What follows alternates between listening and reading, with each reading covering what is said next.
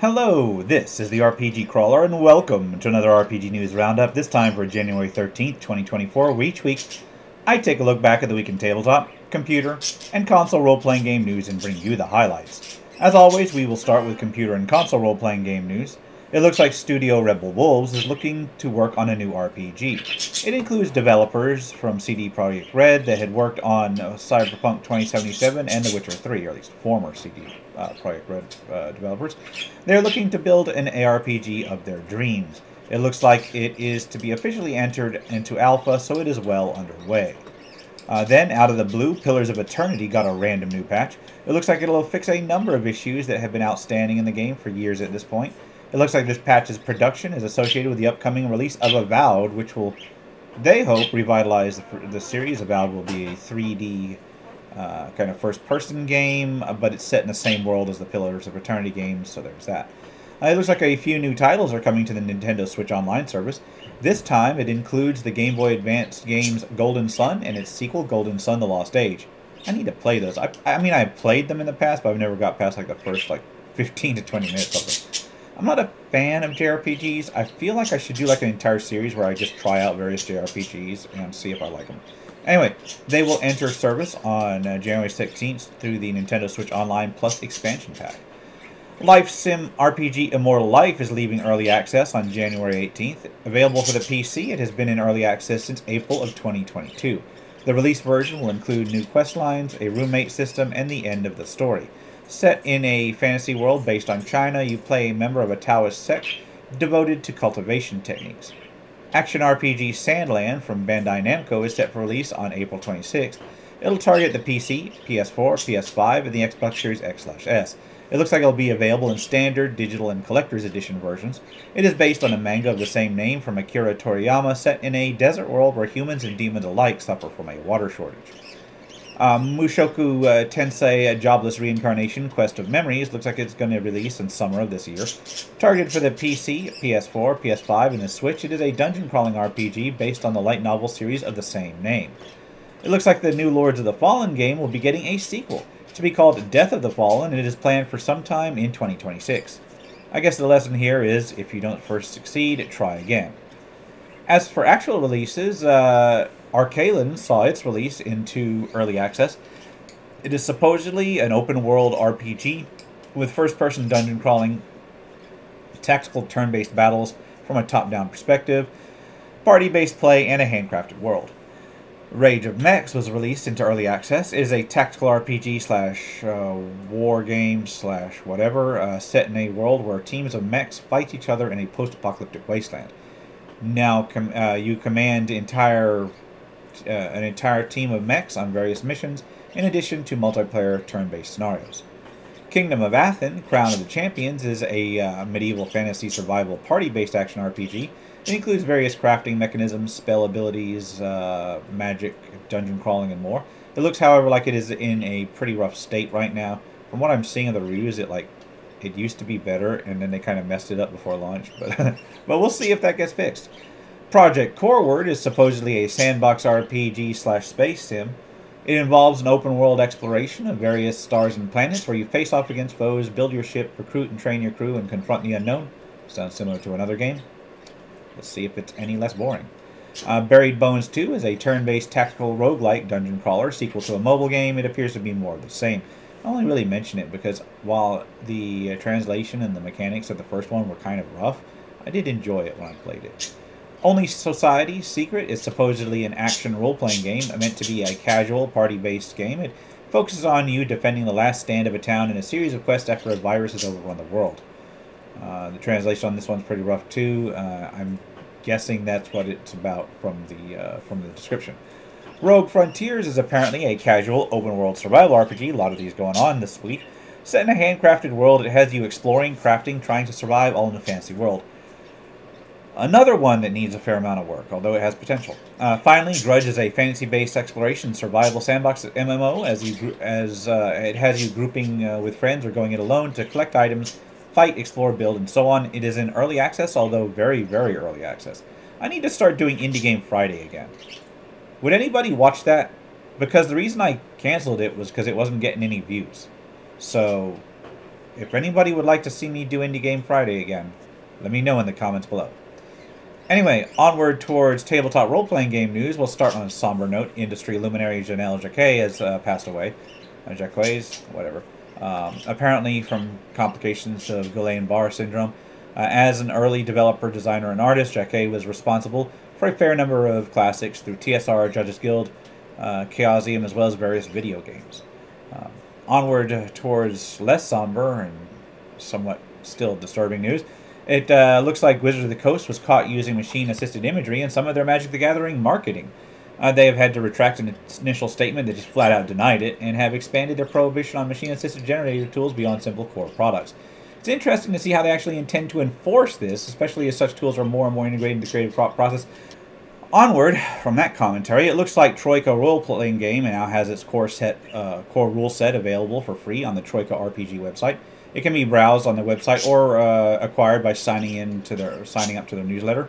Troika is a science fantasy multiverse-centric RPG. With that, let's take a look at minor and PDF releases. We'll start with Fast Fantasy Fables, a series of 5th edition one-shot adventures. There is Tale of the Midstream Sea, which follows a crew of a renowned pirate ship in search of rumored treasure hoard. Feywild Frenzy deals with a group of seemingly random individuals invited forcibly into the land of the Fey for a party. While delving into fantasies has a group of friends and loved ones of a cursed man presented with the possibility of saving him by entering his mind. Grim Press has a couple more entries into the Cavern Crawl series of 5th edition adventures. There is Time Stood Still, a 7th level dungeon where a village near a desert experiences bizarre activity and nightmares. Into the Void is a 4th level dungeon dealing with a spelljammer captain looking to enter an interdimensional pocket.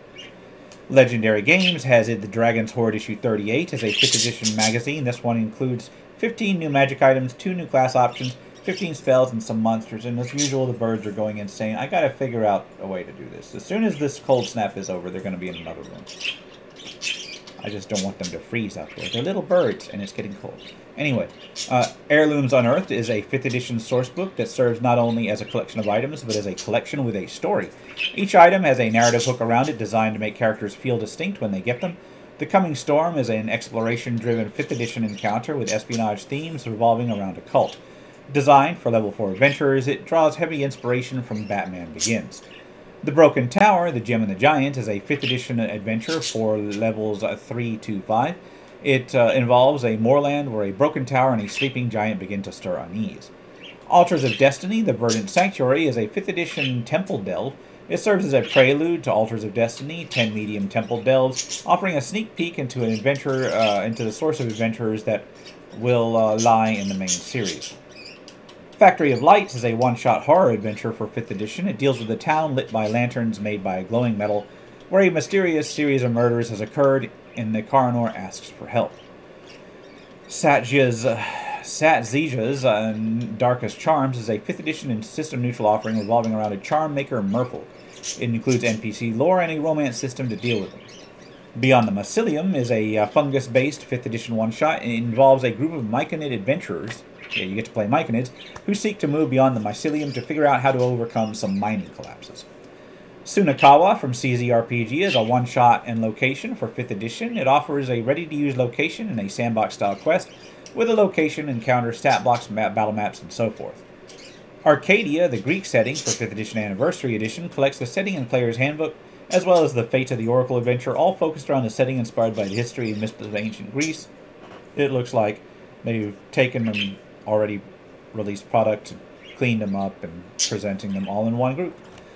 Shattered Worlds, Encounters Across Time, is an expansion for a 5th edition based post-apocalyptic setting with technology and magic side by side. It includes a new player race, a new character class, and 3 new encounters and adventures, plus 3 existing adventures that span across all of the North American continent.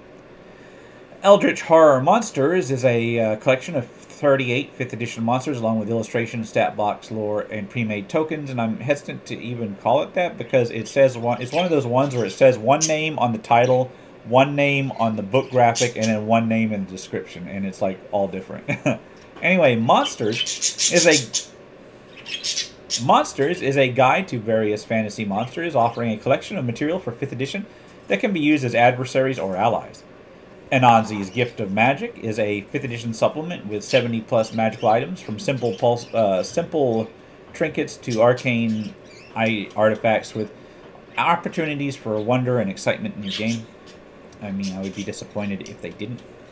Yeah, we're going to produce, a book of nothing but magic items that just bring boring drudgery to your game. Anyway, the Fabricator is a subclass for the Artificer class for 5th edition, focused on crafting. It includes all of the abilities as well as new items, upgrades, and material.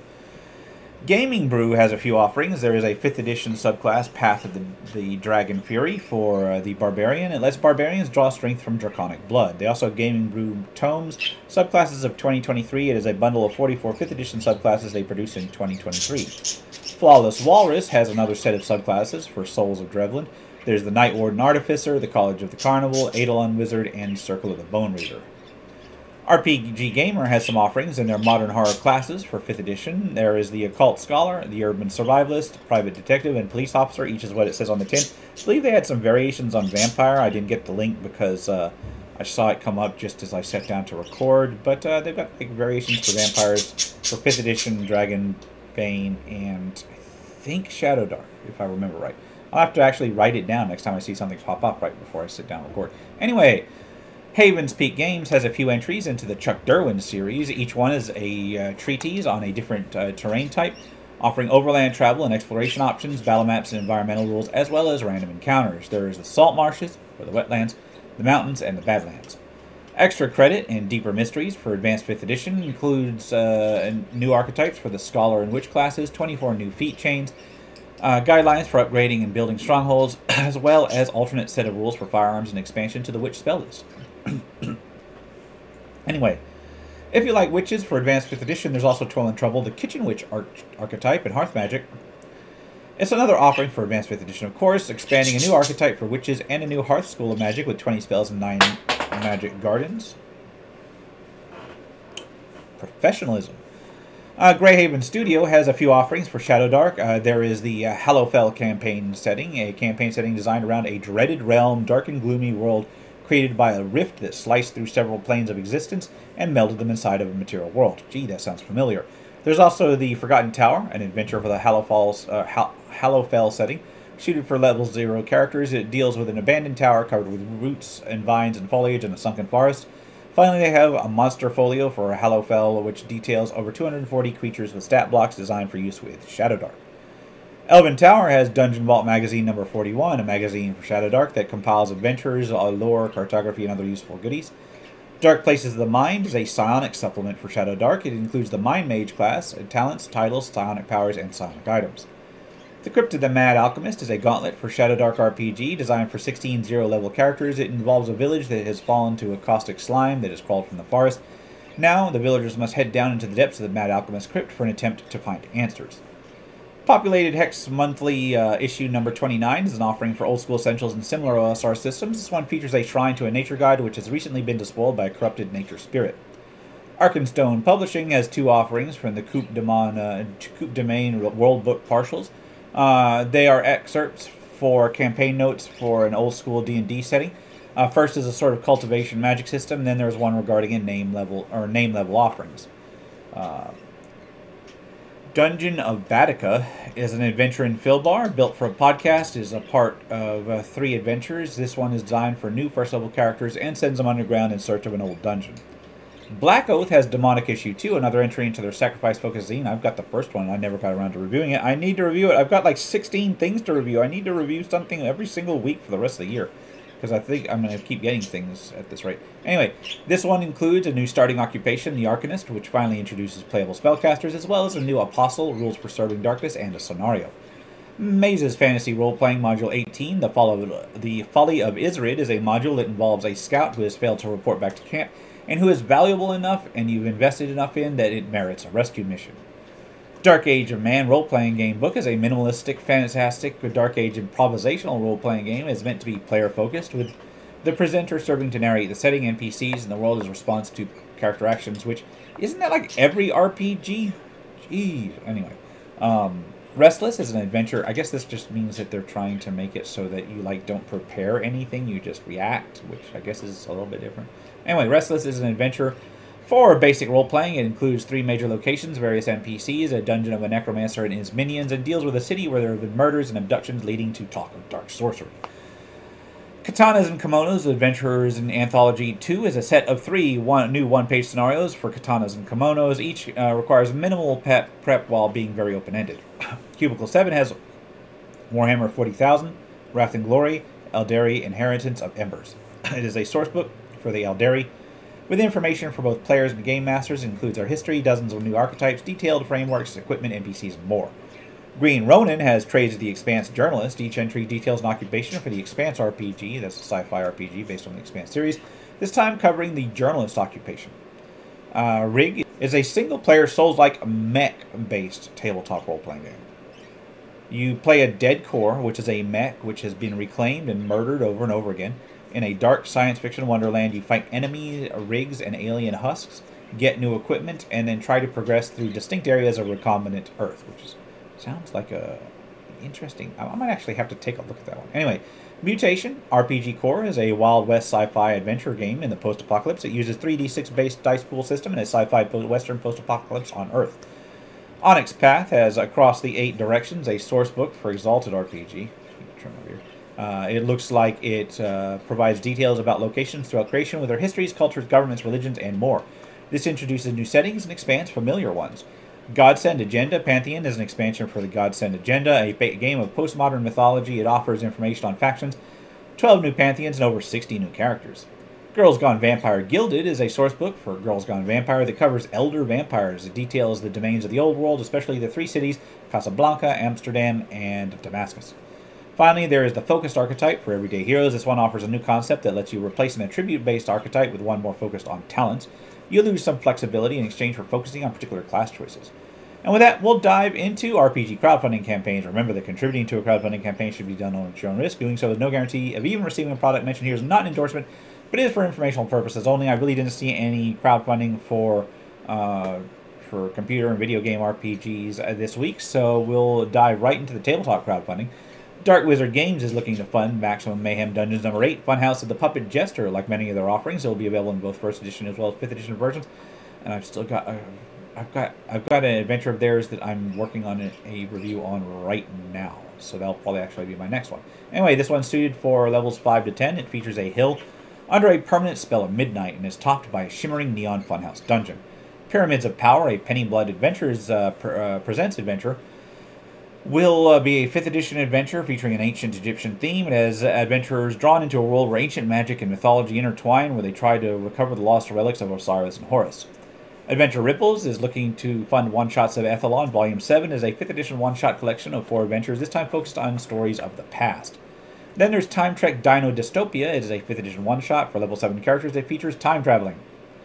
Of Iron and Thorns, Aberrations of the Bottomless Crypts is to be a setting-neutral scenario, but adapted to 5th edition. Well, it's not setting-neutral. It's a system-neutral scenario, but it's adapted to 5th edition, which I don't understand. That doesn't make it system-neutral anyway. It's set in Bologna, and Bologna, is that how you pronounce it? Anyway, it's based on events and characters from historical Italy. So, latest in that series of similarly themed offerings, which so far have been looking pretty decent. Anyway, Dragon Carnival is to be a one-shot Session 0 adventure for 5th edition. It's a carnival-style adventure filled with festival mini-games and ending with an encounter against a new type of dragon. Arcanamon in Arcane Monsters is to be a 5th edition supplement that offers magical monster companions, allowing you to collect, train, and battle them, featuring magical creatures that level up as your characters do. Drop-in boss battles and encounters is going to be exactly what it says on the tin, is to be a 5th edition supplement with 20 unique boss fights and encounters for levels 1 to 20. It will feature stat blocks, mechanics, maps, item rewards, and so on. Lords of the Pit, the Hell Drummer, is to be a 5th edition subclass. It is to feature bards with warlock-like abilities and a certain metal edge. Godly Boons and Divine Favors is to be a deck of Forgotten Gods and Divine Boons for 5th edition. It will include a unique prayer system complete with divine responses. Beyond the BBEG, a Medium Evil Nemesis for 5th edition D&D is to be a collection of mid-level adversaries to pit against your party. Slightly more than minions, but not masterminds. It'll include mid-level adversaries customizable to your game with plot hooks and quests involved. 20 Talking Treasures for Pathfinder 5th edition will include 20 magic items with minds of their own. It'll include items from a variety of categories. Morris is looking to fund Level Up Advanced 5th Edition Gate Pass Gazette Annual 2023. It'll be a hardcover compilation of the various archetypes, feats, spells, heritages, monsters, and so forth for the Level Up Advanced 5th Edition system. Creature Companion Shadow Dark Edition from Appendix N Entertainment will be a bestiary for Shadow Dark. It'll include art from Evelyn Moreau. It includes 46 unique creatures. The original version was for Old School Essential, so they're just converting it for Shadow Dark. Populated Hexes Monthly Issue 30 is to be another entry into the long-running Hexcrawl content for the Old School Essentials and similar OSR games. This one will be exploring the gods of the Absalom setting. It'll feature a mountainous hex overlooking a vast plain and the river and waterfall that runs through it. Category of Relics of Power from Tabletop Journeys will be an entry into the Make 100 Kickstarter promotion. This one features a list of magic items built for tabletop role-playing games. Prehistoric Perils. A Dinosaur Bestiary will be a bestiary for Valor Knights and Monsters Are Our Heroes tabletop role-playing games. It will be a collection of dinosaurs that will be generally compatible with minor modifications with other Survive This style settings.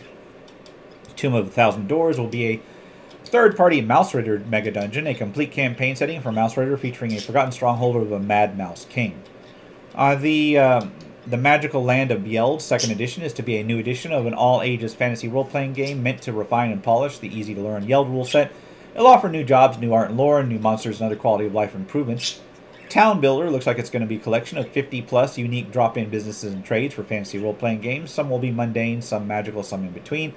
All ready to drop in and use instantly whenever your team of adventurers needs to enter one of these establishments. Evolved, superheroic time travel role-playing game, will be a Dungeon Crawl Classics-based rule set, third-party RPG from Bloat Games. It'll feature a world riddled with time portals that give off energies that spur random accelerated evolution. Finally, Henshin, a Sentai role-playing game and guest stars expansion, will include 6 new playbooks and a set of new modules for the aforementioned system.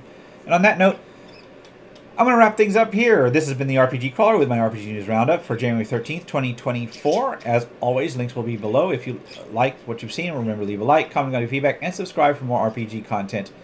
Sorry, I've been a little bit unprofessional in recording these lately. I've been trying to get them out so I can actually get stuff done and failing miserably, but at least I'm trying. Until next time, take care and goodbye.